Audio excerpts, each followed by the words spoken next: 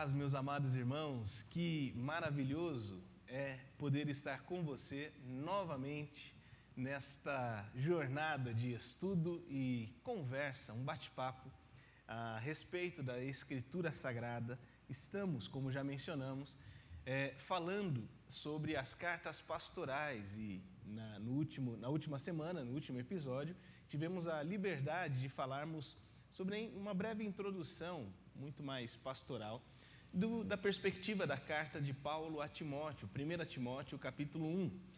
Daremos continuidade a este capítulo nesta oportunidade e esperamos, obviamente, edificar a vossa vida diante daquilo que o Senhor nos permitir compartilhar aos vossos corações.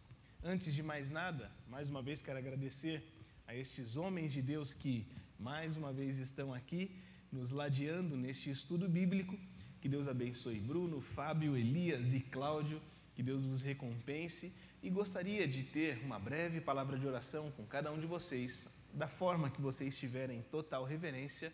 Oremos ao Senhor.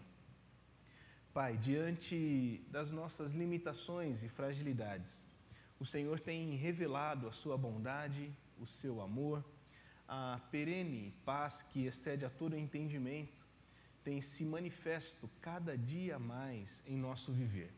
O nosso pedido nesta hora é que mais uma vez o Senhor se revele, mostre-se, mostrando a sua face por meio da sua sagrada Escritura, e que o seu Espírito Santo ilumine a nossa mente a ponto de nos tornar absolutamente nítido a sua vontade, o seu desejo para as nossas vidas. Em nome do Senhor Jesus nós oramos. Amém. Meus amados irmãos, falamos na última oportunidade sobre algumas características gerais aqui da saudação paulina e também da importância, da centralidade do texto. Lembrando que nós temos como obrigação, e assim esperamos fechar o capítulo 1, a intencionalidade do ministério pastoral, que é o combate a heresias, o treinamento, apresentar, como diz Paulo em Colossenses capítulo 1, apresentar todo homem íntegro em Cristo, perfeito em Cristo, e isto se dá mediante a doutrina, não tem outra forma de se fazer. No entanto, é imprescindível nós, na tarefa de aplicarmos o conceito bíblico, ou seja, o que Paulo quis dizer para os moradores desta cidade, a cidade de Éfeso, enquanto escreve a Timóteo. Para entendermos muito bem, é necessário compreendermos o panorama histórico, ou seja, como é que Paulo escreve tal carta, de onde ele escreve, em que nível de sua vida ele está, saindo de onde é que ele está, e aí nós vamos bater um papo, e eu gostaria de abrir aqui justamente para essas inserções. Sabemos que as cartas pastorais, 1 e 2 Timóteo, são escritas logo após a libertação da primeira prisão lá em Roma. Prisão ainda um tanto quanto regada àquilo que se chama hoje de comodidades, né? Pois ele está numa casa, bem protegido, seguro. É de forma bastante estranha para a cultura ocidental um prisioneiro pagar o aluguel da sua própria prisão. Para a gente não faz sentido algum isso, mas é o que acontece aqui em prisão domiciliar, algemado a uma guarda pretoriana. E o que mais me chama a atenção é que a guarda pretoriana é evangelizada enquanto ele está preso. E isto, obviamente, diz muito a respeito da percepção que Paulo tem, da urgência do seu chamado. Ele é um plantador de igrejas, então onde ele está, ele entende que é o campo missionário. Por isso, faz todo sentido observarmos muito bem o que diz as Escrituras em Mateus capítulo 28, quando Jesus fala que ao ir pelo caminho, indo pelo caminho, portanto a ideia do gerúndio aí nos dá total referência a uma ação que não começa quando eu chegar lá, começa daqui em todo o período da minha vida. Por isso, nós precisamos desmistificar a ideia missiológica da igreja que aponta continuamente para a África, né? Mas nunca fala sobre Jesus para o vizinho que quase que saltado, lembra? Ele pulava o vizinho, bêbado na rua, largado na rua, quando ia para a escola dominical aos domingos. mas não tem coragem de falar de Cristo e anseia o dia que Jesus o mandar para a África. Esta ideia missiológica sempre distante é muito cômoda, né? E isso Paulo não enfrenta porque ele foi, obviamente, pelo Espírito Santo conscientizado que é agora, é aqui, onde nós estamos, é o nosso campo missionário. Diante disso, o que mais vocês poderiam falar sobre o contexto histórico? Qual é essa cidade? Que cidade é essa cidade de Éfeso? O que tem de tão relevante para o nosso aprendizado?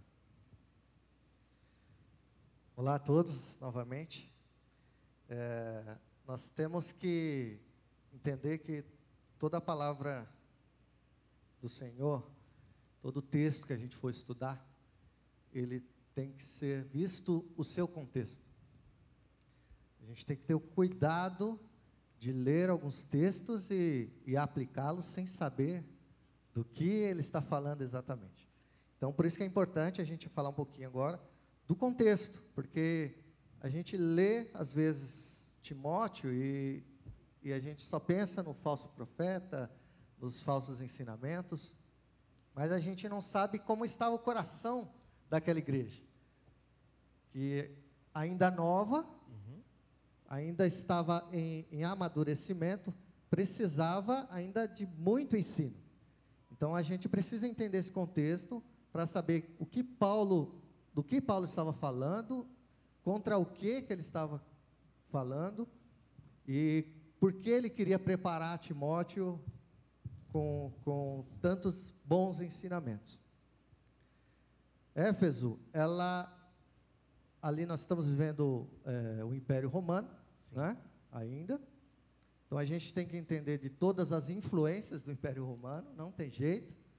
E como o Império anterior grego também, com idolatria, com misticismo, com um monte de outras coisas, o Império Romano também influenciado por tudo isso. A gente tem que entender isso. E nós temos que ver de forma importante que as pessoas, elas não viveram o contexto de Jesus em Jerusalém.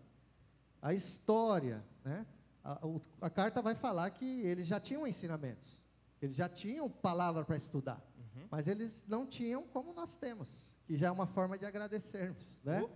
Olha que coisa linda aqui, ó, tudo prontinho, né? Mastigado. Lá, vamos pensar nos papiros, as dificuldades, né? Interpretação. Mas aquele povo, eles bebiam de filosofias. Ali a gente tem próximo a Atenas, que era o berço ali da filosofia, Platão, Sócrates, né? Às vezes a gente fala de Platão, a gente pensa que é depois de Jesus, né? Platão está antes, então já tinha uma influência ali da filosofia. O próprio pensamento paulino tem influência histórica absolutamente clara, né? Muito factual isso tudo, né? Sem sombra de dúvidas. A Bíblia já apresenta isso também. E a gente tem ali uma sociedade que já vivia várias culturas. Era uma cidade como Atenas também, que tinha escolas de diversas coisas, sobre cultura, sobre filosofia, escola de bruxos. Então, nós tínhamos o misticismo implantado ali, encarnado nas pessoas desde sua infância. A idolatria, deusa Diana, como era em Atenas, né? Uma deusa aí reconhecida pela deusa do submundo, envolvida com morte, com misticismo, com fertilidade. Então, nós tínhamos o problema de prostituição já lá. Essas pessoas cresceram com isso, e elas começam a ser evangelizadas, a serem ensinadas a uma vida santa. Aqui a gente vai, justamente Paulo vai tratar da sã doutrina, para dizer, olha, existe um padrão, existe uma verdade, né, que vai acabar combatendo um pouco a filosofia das diversas verdades. Então ela fala, existe uma verdade absoluta, tudo isso vivia. Então a Bíblia, ela não traz em detalhes isso, então a gente acaba não percebendo. Então é importante a gente saber desse contexto, desta realidade, para saber o que Paulo ia combater. E aí, com o passar aqui do estudo, a gente vai ver que não é nada diferente do que a gente vive hoje, e que esses ensinos, ali a gente tinha o judaísmo, acabei esquecendo, né? Uhum. Tem o judaísmo, a gente vai falar aqui, ele vai falar da questão dos mandamentos, e também possivelmente o berço do gnosticismo, que vai emanar em religiões que nós temos hoje. Sim. Então, para vocês entenderem como é importante essa carta, para a gente ver de onde surgiram religiões hoje e por que a gente não pode, de certa forma, compartilhar com esses ensinos, de certa forma, porque a gente tem uma verdade. Então, o cuidado que Paulo está tendo aqui, que ele já enxergou e que ele fala que ele já tinha visto antes, né? Vai falar, olha, vai acontecer, aqui ele já está falando, ó, está acontecendo. Então, Paulo já tinha visto, o Espírito Santo já trouxe isso para ele. E esse pano de fundo, é muito importante para você compreender tudo que a gente vai explanar aqui, ensinar, para você conhecer o coração deles e a autoanálise. Esse é o mais importante, a aplicação. Olha para você e começa a entender se a gente não está vivendo essa realidade. Se essas falsas profecias não estão vivendo dentro de nós, né? Então, acho que é um pano de fundo para a gente começar a aplicação nas nossas vidas, né? Faz sentido. Isso é muito curioso que ele falou e muito interessante, porque é uma carta onde você consegue ver nas páginas um certo tipo de cuidado com as influências externas. Cuidado com as influências, com as vozes da sociedade entrando dentro da igreja. Nós vemos isso porque até foi comentado sobre a deusa Diana, uma deusa, mulher, uma figura forte e que estava influenciando outras mulheres dentro da igreja a se mostrarem, a aparecerem com adornos, com certo... E isso é reprimido por Paulo aqui, na carta a Timóteo, nós vamos ver isso. Então, são certas influências externas entrando dentro da igreja. Então, aí, Paulo também alerta isso, fala, toma cuidado com isso. É muito interessante a gente observar que tudo isso redunda na figura de uma pessoa, humanamente falando, extremamente frágil, pela sua pouca idade, pela sua condição étnica, porque os mestiços nunca foram tão benquistos assim, e você tem uma saúde extremamente fragilizada, onde Paulo vai orientar, falou, diante da sua debilidade, não beba apenas água. Na percepção antiga, né, do vinho como um tratamento médico, então você tem um menino abaixo dos 30 anos com absoluta convicção, extremamente complexado diante da percepção natural da miscigenação racial, e você tem um cara com debilidade física e é responsável por pastorear uma igreja que está nesse olho do furacão, que é absolutamente... Uma bomba. Não, tem todos os elementos humanos para dar muito errado. Por isso, volta a nossa atenção àquilo que o apóstolo Paulo menciona, e esperamos encerrar, né, quando ele menciona no início, no verso 1, quem ele é, apóstolo de Cristo, e fala do seu verdadeiro filho na fé, portanto, a cópia de uma cópia muito bem feita, e ao final ele fecha a carta dizendo exatamente isso, falou, foi para isso que Deus te levantou, as profecias que te dirigiram até mim. A soberania de Deus, ela se destaca e se desprende de qualquer tipo de percepção meramente humana. A fragilidade de Timóteo não era capaz de deter o projeto de Deus para a vida dele. Isto é absolutamente libertador para o ministério pastoral.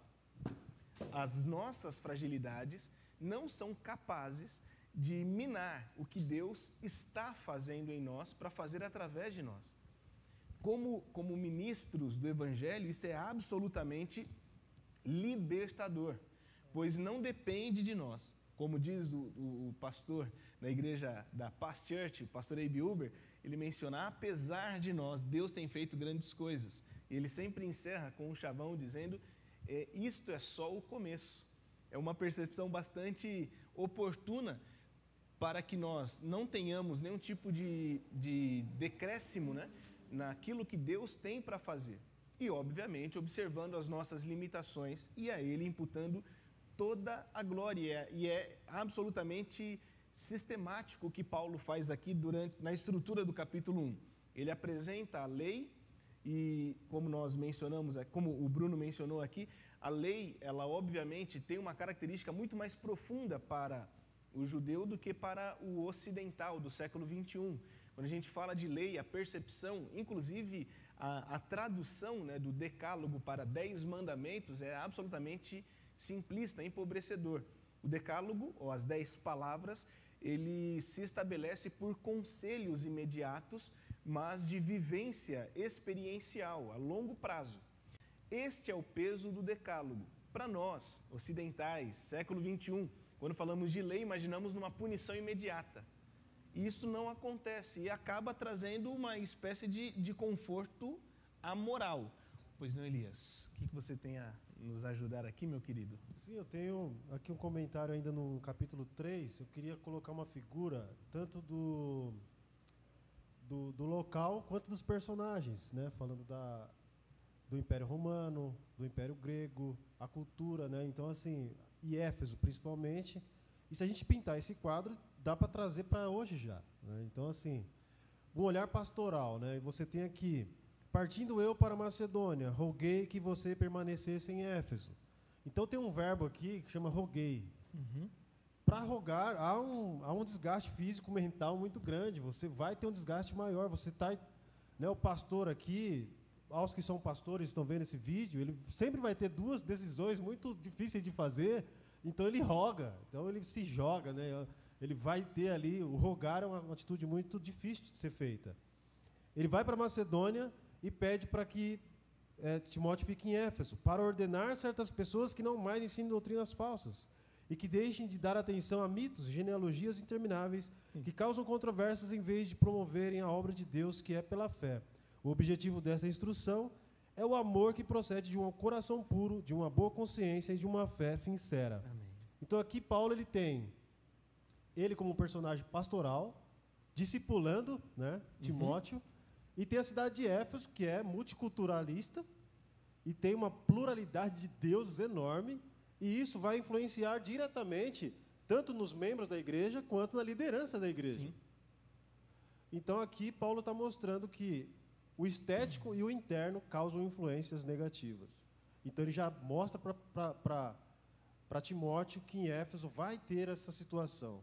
E aqui no Brasil, em São Paulo, a gente também tem. Então, aqui eu vou passar a bola para o pastor Mateus. Por quê? Porque você também está numa cidade multiculturalista. Absolutamente. Tem influências políticas, culturais e econômicas que são atingidas aos membros da igreja. Então, você que é membro de igreja, nós que somos membros de igreja, somos atingidos pelo multiculturalismo nas universidades, sim, nos canais de televisão, na política, nas ideologias. E certamente o pastor vai ter que tomar o cuidado do quê? Se o pastor é um pastor influenciado, então ele vai ter aqui, que ter o cuidado para ordenar certas pessoas que não mais ensinem doutrinas falsas. Então, Mateus, você vai ter que orientar a igreja para ter o cuidado de não ouvir. Agora vamos trazer o quadro para hoje? Jogou a bomba para então o que ele. acontece? Vocês podem engrossar esse caldo aqui da atualidade. Se você está sendo ordenado para indicar aos membros da igreja tomarem cuidado com o que está acontecendo atualmente, falsas doutrinas. Então nós temos que ter o cuidado de não ser uma igreja falsa que proclama doutrinas falsas. Justamente.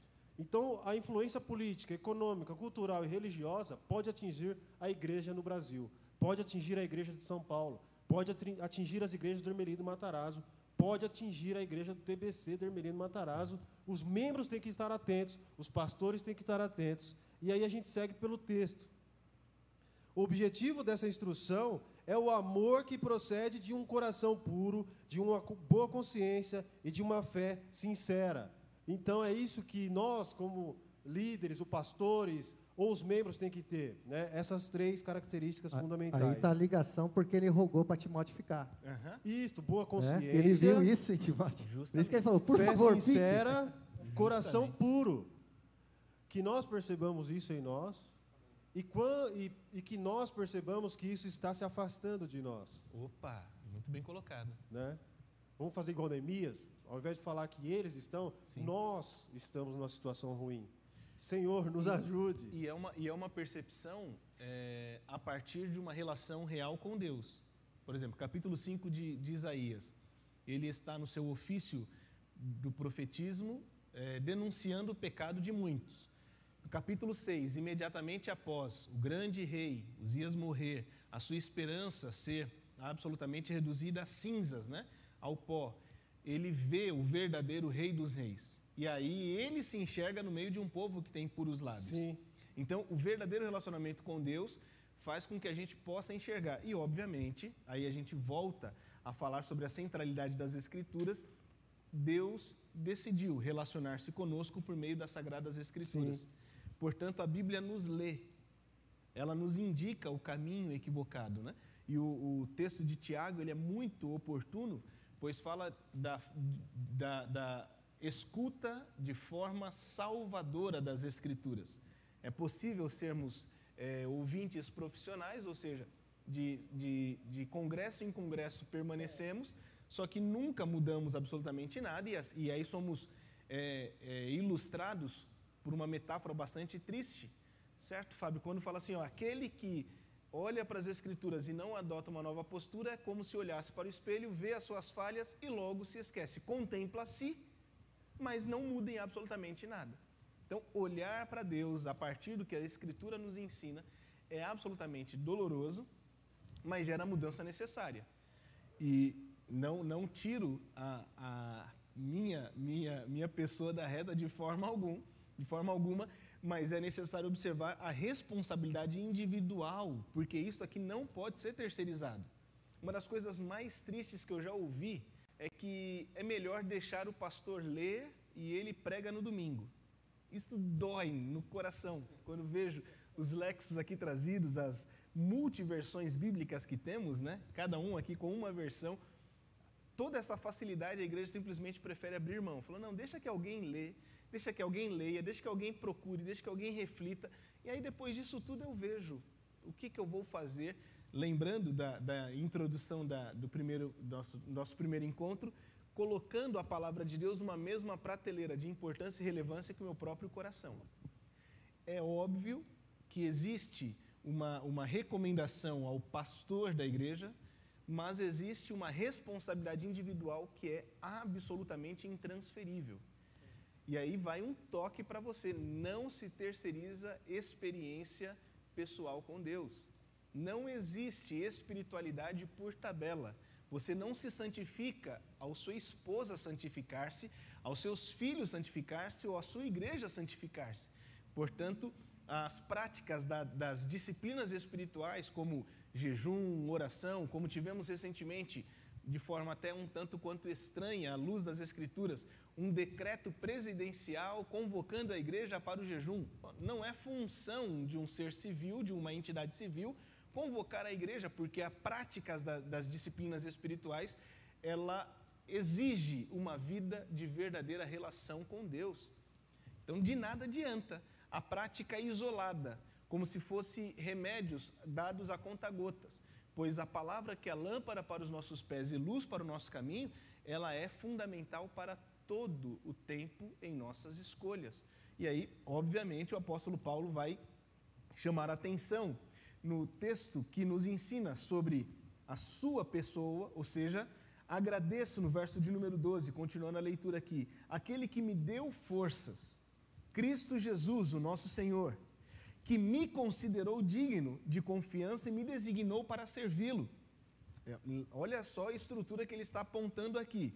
Aquele que de fato me dá forças, e há uma estratégia do apóstolo Paulo, em Colossenses também, no capítulo 3, em indicar que o labor ministerial é absolutamente oneroso, causa angústias, totais frustrações, é absolutamente natural. O que é sobrenatural?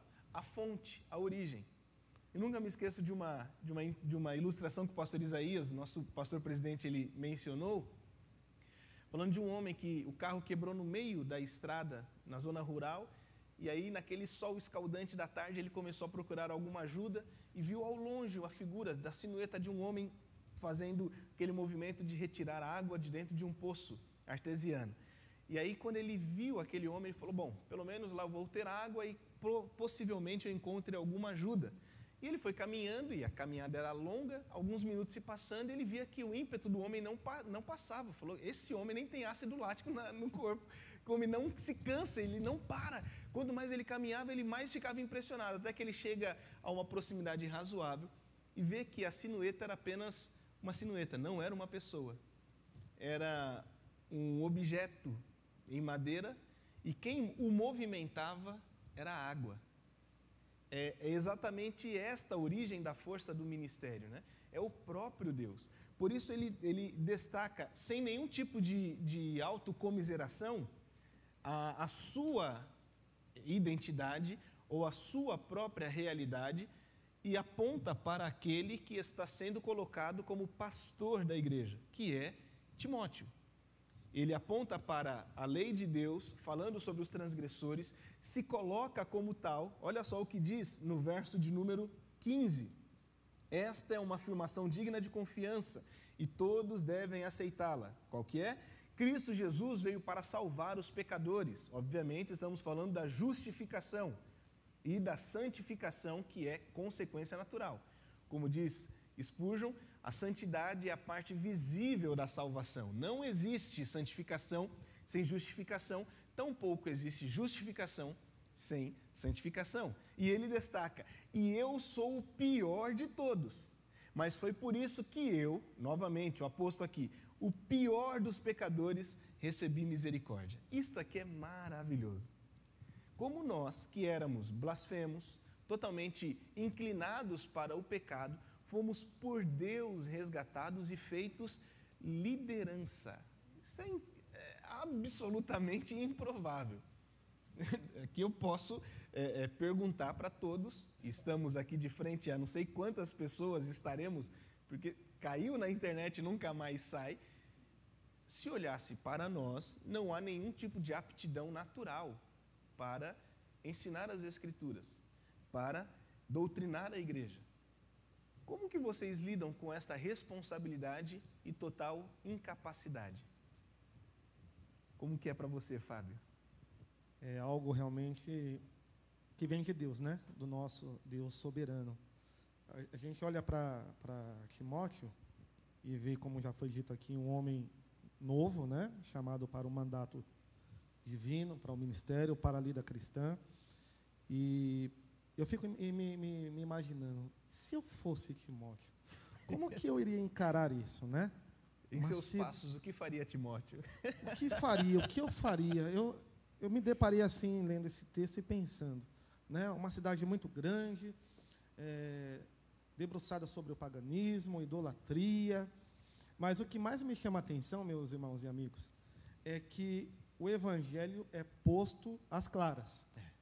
A lida cristã não é moleza, não é empresa, é lida. A obra, Paulo, quando fala obra, ele se refere a serviço braçal. Não procure por seus benefícios no ministério. Né? É inchada. Né? Então, ele já avisa Timóteo, dá uma olhada lá, olha o que você vai enfrentar, meu carinha.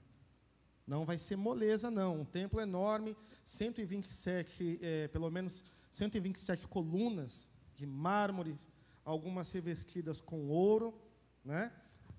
Uma coisa tremenda. E Paulo fala, aqui em nós será edificado a coluna do Evangelho, a saber, Cristo, que é a maior de todas. Amém.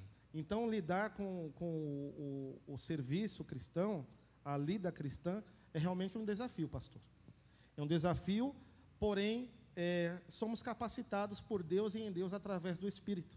Né? Então, eu vejo Timóteo, segundo relatos históricos, um jovem com dificuldade na fala, como eu, com dificuldade na fala, pouca idade, como eu. Há uma similaridade em todos os chamados.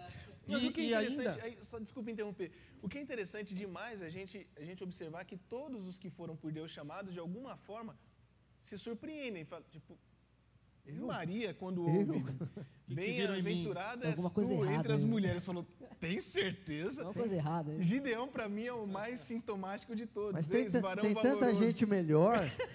Ex-varão valoroso. Gideão olha para um lado e fala, ih, rapaz, eu acho que essa errou, trindade viu em alguma mim? coisa errada não está certa por aqui. Porque eu sou o menor, da menor família, da menor tribo de uma nação que está subjugada. Onde tem dignidade nisso?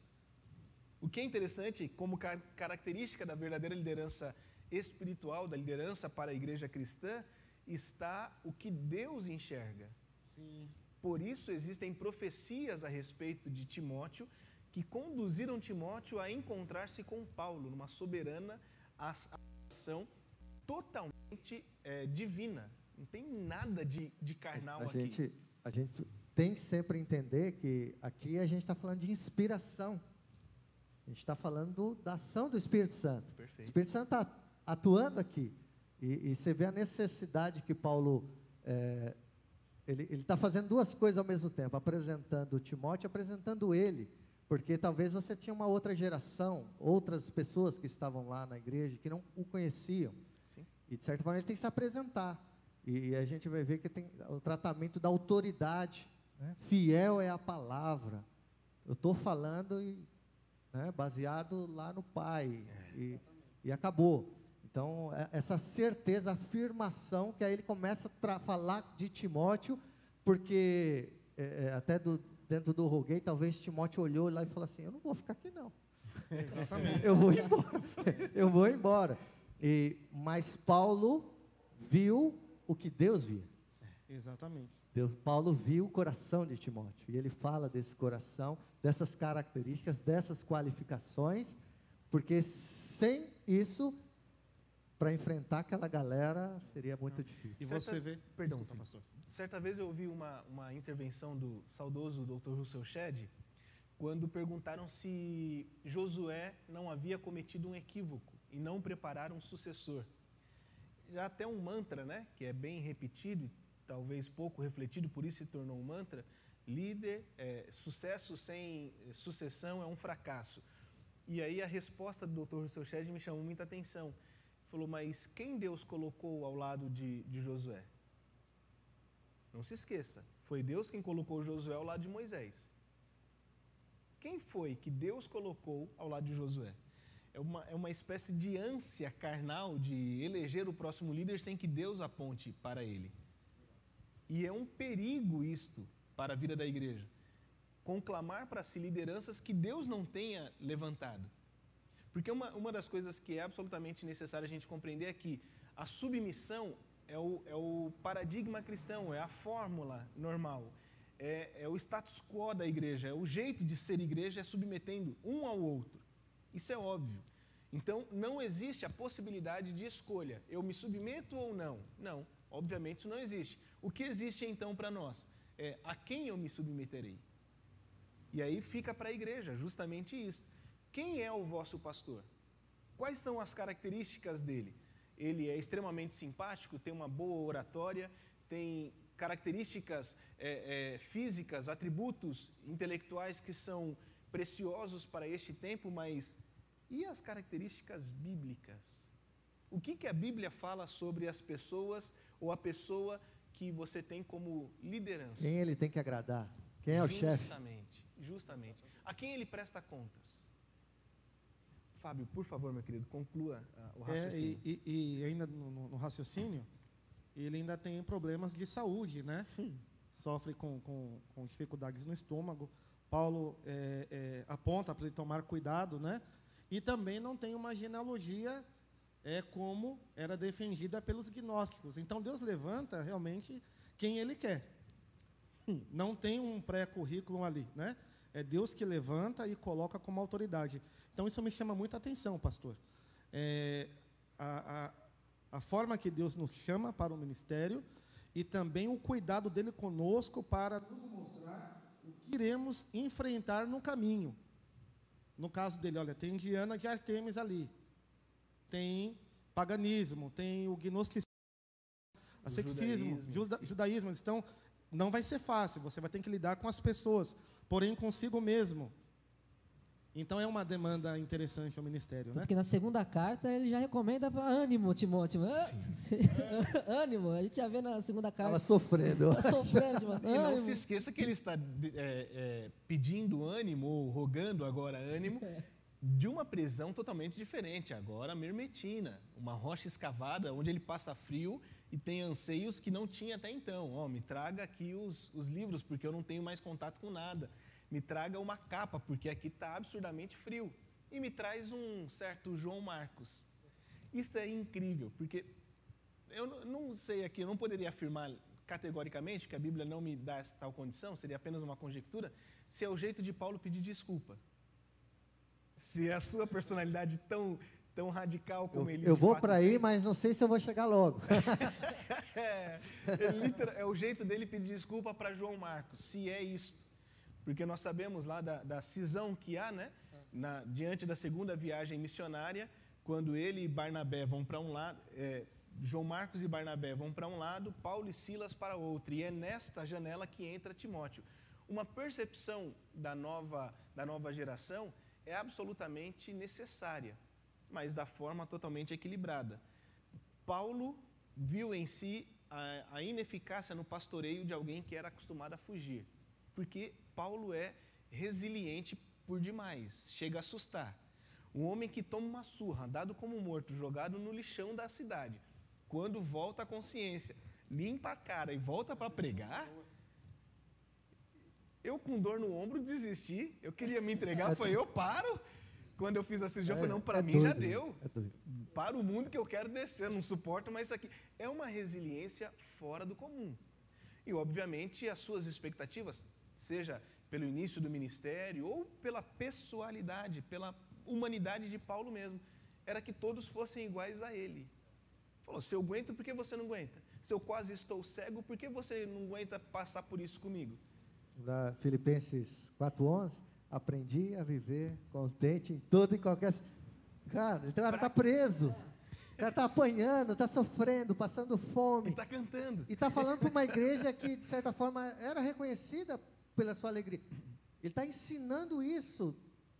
Então, é um exemplo, né? Absolutamente. E ele passa realmente Os esse homens de ânimo para o Deus, né, Timóteo. tem muito disso. A gente vê, por exemplo, Ezequiel. Vou tirar o brilho dos seus olhos, Ezequiel. A mulher do cara morre, no outro dia você tem que estar firme, permaneça firme, se coloca reto, levanta a cabeça. Poxa, a mulher do cara morreu, isso é difícil. Os homens de Deus são levados a uma certa circunstância onde eles demonstram, né, essa resiliência que Paulo demonstra, que Ezequiel demonstra, e é o Espírito Santo, né? Se não for o Espírito Santo em nós. Só ele. É absolutamente obra do Espírito Santo a antítese que nos tornamos, né? Pois Paulo se apresenta, e é interessante o discurso de Paulo no final de Atos, quando ele se levanta e fala, ei, irmãos, calma aí, vocês não estão me reconhecendo? Sou eu, o Saulo, aquele que prendia, açoitava, matava e achava que fazia pouco ainda. Tudo por zelo. A respeito da lei, fariseu, e perfeito aos olhos. Então, é alguém que tem muita história para contar. Em Filipenses capítulo 3, verso 8, ele vai destacar, diante do conhecer a Deus, tudo isso se tornou como esterco para mim. É absolutamente inválido, já não desejo mais nada disso. E Paulo se torna a antítese do que ele foi. O homem vivia pela lei, agora ele proclama a vida eterna baseada na graça. E é esta a característica predominante em toda a liderança cristã. Deus nunca chamou para si perfeitos, mas chamou aqueles que estão a serviço do que é perfeito. E diante disso, infelizmente, vamos precisar chegar à conclusão do capítulo 1, que renderia ainda mais muitas e muitas horas de bate-papo, observando o testemunho que Paulo dá, ou a convocação que ele faz a Timóteo, no capítulo 1, verso 18. Aqui na versão da NVT diz assim, Timóteo, meu filho, estas são as minhas instruções para você, com base nas palavras proféticas, ditas tempos atrás a seu respeito, que elas o ajudem a lutar o bom combate. Por fim, apegue-se à fé e mantenha a consciência limpa, pois alguns rejeitaram deliberadamente a consciência e, como resultado, a fé que tinham naufragou. O apóstolo Paulo nos leva a esta conclusão de que a convocação santa para o ministério, o bom combate, honroso, glorioso, ela é atribuída por Deus a homens comuns, frágeis, limitados, mas que possuem aquilo que o Espírito Santo colocou em seus corações e nutrem isso dia após dia. Não espere, portanto, iniciar a trajetória que Deus te chamou para trilhar quando tudo em você estiver em perfeito estado. Basta você renunciar à autoridade e à autonomia sobre os seus dias. Faça da sua vontade escrava e submissa da vontade de Deus, para que você possa compreender realmente o que Ele é e o que Ele quer contigo nestes dias, nesta geração. Que Deus abençoe a sua vida. Mais uma vez agradeço pela oportunidade de estarmos juntos. Um privilégio, um prazer poder meditar e refletir na palavra do Senhor. E acompanhe as nossas interações em todas as nossas redes sociais, pelo Instagram, pelo Facebook e aqui também em nosso canal no YouTube. E eu peço que você inscreva-se neste canal, ative o sino de notificação para você estar por dentro de todas as nossas ações e, obviamente, compartilhe deixando o seu like e caminhando esta mensagem, este vídeo para todos os seus contatos e amigos. Que Deus abençoe a sua vida, hoje e sempre, guardados em Cristo Jesus, o nosso Senhor. Até a próxima, se Deus quiser.